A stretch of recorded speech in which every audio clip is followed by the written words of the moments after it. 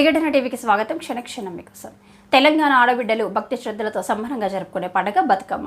తెలంగాణ సంస్కృతి సాంప్రదాయాలకు జీవన విధానానికి ప్రతీకగా నిలిచే ఈ పండుగ వేళ 9 రోజుల పాటు తెలంగాణ వ్యాప్తంగా ఊరు వాడ ఎక్కడ చూసినా సందడే. చిన్న పెద్ద వేడుకల్లో పాల్గొంటారు. ముచ్చటగా ముస్తాబై బతుకమ్మలు తయారు చేసి అంతా కలిసి ఆడి పాడతారు. ఈ ఏడాది 2024లో భాద్రపద అమావాస్య అక్టోబర్ 2న వచ్చింది.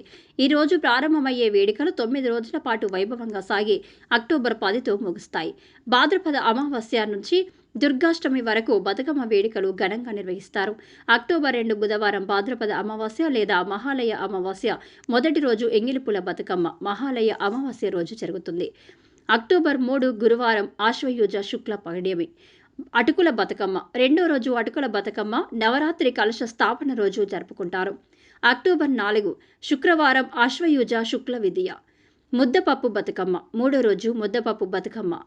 అక్టోబర్ 5 శనివారం ఆశ్వయుజ శుక్ల తదియ నానెబియ్యం బతుకమ్మ నాలుగో రోజు నానెబియ్యం బతుకమ్మ.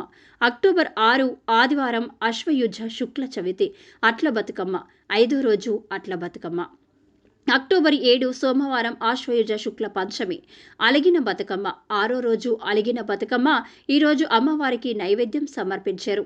అక్టోబర్ 8 మంగళవారం ఆశ్వయుజ శుక్ల షష్ఠి వేపకాయల బతుకమ్మ ఏడో రోజు వేపకాయల బతుకమ్మ. 8 అక్టోబర్ 9 బుధవారం ఆశ్వయుజ శుక్ల సప్తమి వెన్నముద్ద బతుకమ్మ ఎనిమిదో రోజు వెన్నముద్ద బతుకమ్మ. అక్టోబర్ 10 గురువారం ఆశ్వయుజ శుక్ల అష్టమి సద్దుల బతుకమ్మ. బతుకమ్మ పండుగలలో 9వ రోజు సద్దుల బతుకమ్మ జరుపుకుంటారు. ఈ రోజు బతుకమ్మలను గడిచిన రోజుల కన్నా పెద్ద పరిమాణంలో తయారు చేస్తారు. ఈ రోజు ఆఖరి రోజు కావడంతో సంబరాలు అంబరానంటుతాయి. భారీ బతుకమ్మలు తయారు చేసి ఆడి పాడిన తర్వాత తీసుకెళ్లి నిమజ్జనం చేస్తారు. ఈ వేడుక దుర్గాష్టమి రోజు జరుపుకుంటారు. బతుకమ్మ పండుగ తెలంగాణలో ఎప్పుడు ప్రారంభమైందో చెప్పేందుకు సరైన ఆధారాలు లేవు. కానీ వేల ఏళ్లుగా కొనసాగుతుందని చెప్పేందుకు చాలా కథలున్నాయి.